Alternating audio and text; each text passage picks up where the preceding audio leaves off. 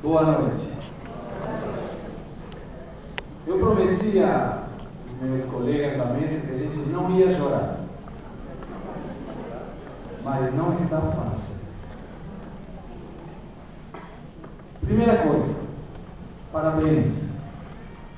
Vocês conseguiram uma etapa muito importante da vida de vocês. Hoje termina uma parte e começa outra não menos importante.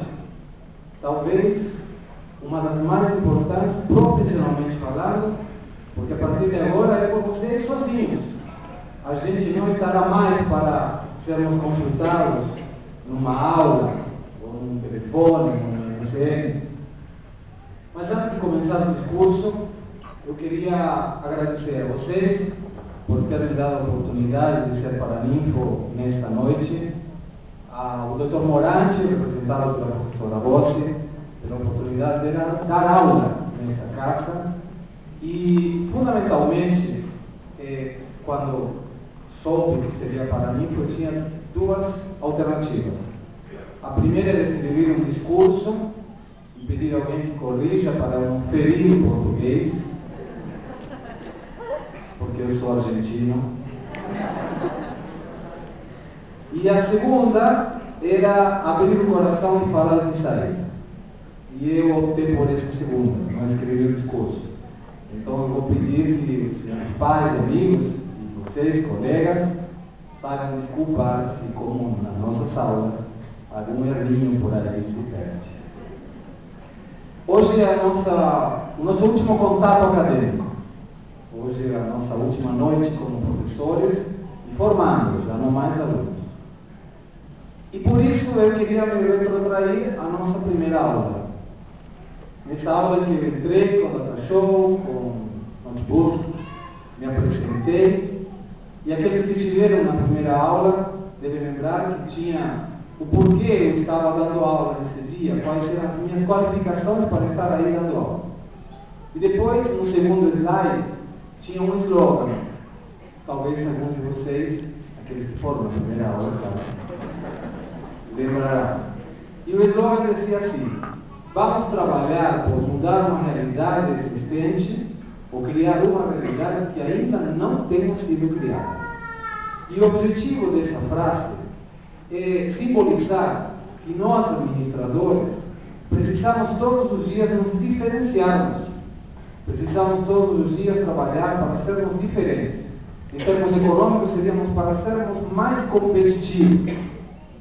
E a característica de algum produto, algum serviço mais competitivo seria ser único, o que hoje em dia é muito difícil, ou ser diferente.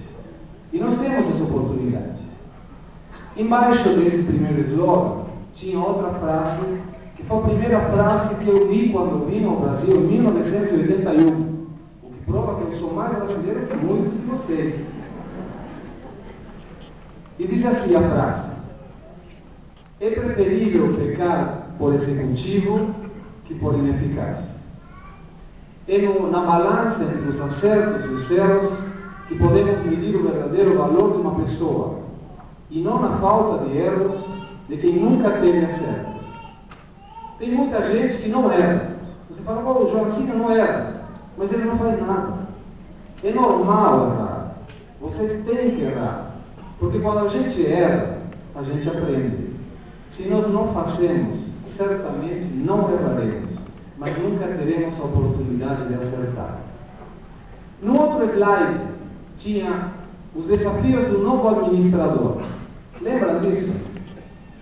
Eram 10. Não vou ler os 10, claro, não vou mencionar os 10, mas eu vou pegar 3 apenas e gostaria de interagir com os senhores pais, porque isso foi a mesma coisa que nós fizemos nessa aula. E eu perguntei: os senhores morariam num prédio que tenha sido construído pelo filho de um arquiteto ou engenheiro que não estudou para ser arquiteto ou engenheiro? E a resposta certamente seria não. E continuei: os senhores fariam uma cirurgia com um filho de um cirurgião que não estudou para ser cirurgião? E a resposta também seria certamente não. E da mesma forma poderíamos ir por muitas profissões. Mas esse é o nosso maior desafio. Porque tem um monte de filhos de empresário que não estudou para administrar uma empresa, mas que administra. E você terá que provar que tem o conhecimento para estar nesse lugar, mesmo não sendo o filho do dono. E esse é um concorrente que vocês terão que sortear todos os dias. Porque aqueles empresários que não têm filho, têm filha. E a filha não mora, e vai casar. O outro desafio tinha a ver com visão sistêmica. Olhar a empresa como um conjunto de processos, e não apenas um. Não resolvemos o nosso problema sem pensar que esse problema poderia passar para o outro. E essa questão nos fará diferença, porque essa visão sistêmica não é uma característica da maioria dos profissionais.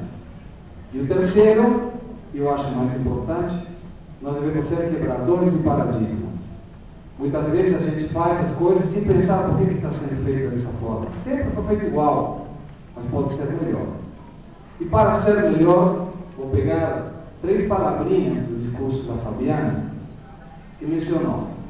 Precisamos ter conhecimento. Sem o conhecimento que vocês naturalmente têm, por isso estamos hoje aí, não poderíamos administrar uma empresa. Não poderíamos desenvolver a nossa tarefa de administrador.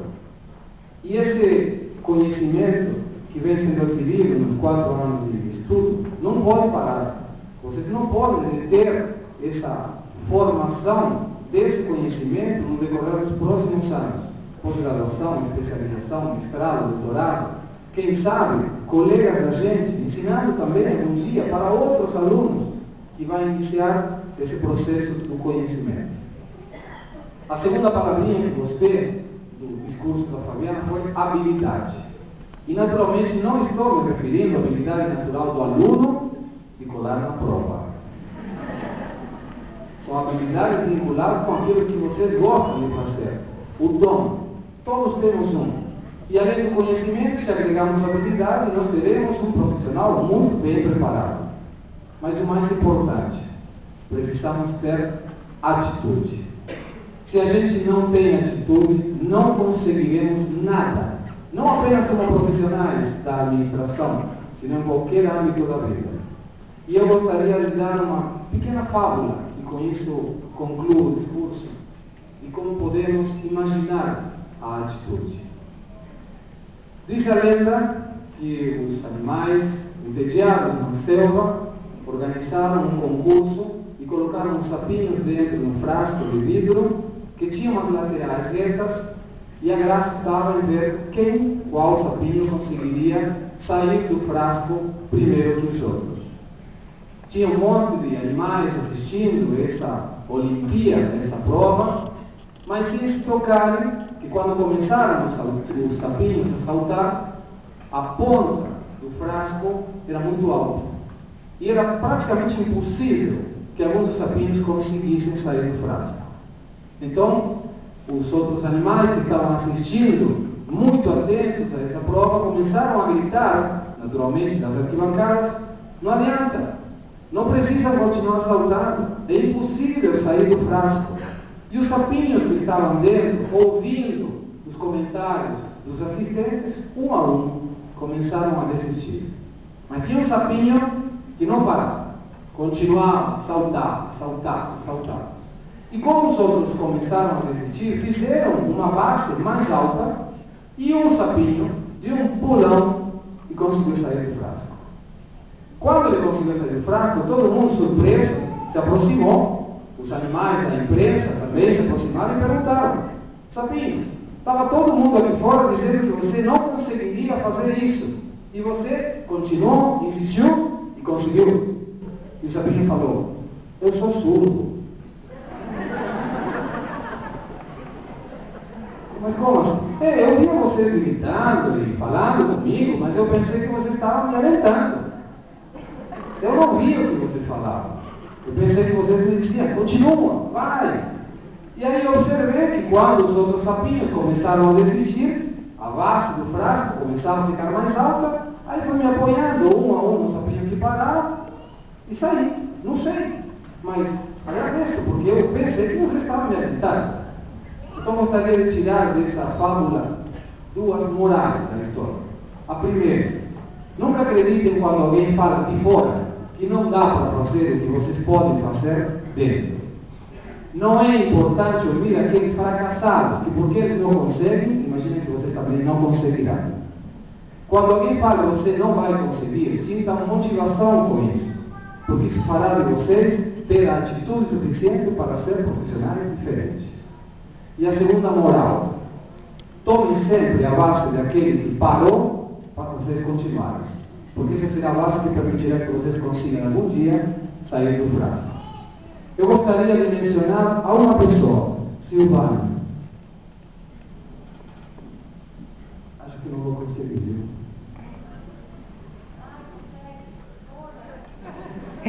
Um dia eu falei com a Silvana pelo MCN. E ela falou que tinha que parar. E eu falei para ela que não parasse. Que eu sabia que ela ia conseguir. E hoje Silvana está aí. Você se formou. Porque tem atitude. Gente, quando você sai da faculdade, quando sai de uma universidade e termina um curso, deve dar medo, aliás, dá medo, já passei por isso. Mas não é complicado você se imaginar no futuro. E esse medo do futuro é simples de resolver com outra frase, e a última. Primeiro, com ética. Sejam muito éticos na profissão. E segundo, a única forma de não se preocupar pelo futuro é vocês ajudando a construí-los. E vocês são o futuro. Parabéns.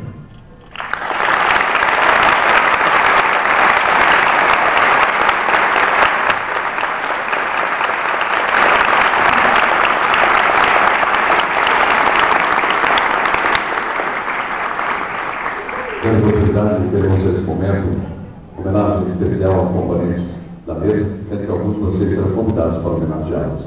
A homenagem à professora Rubem Hernandes Ciassi, e convido para fazer essa homenagem a ela, Jefferson Martins da Silva.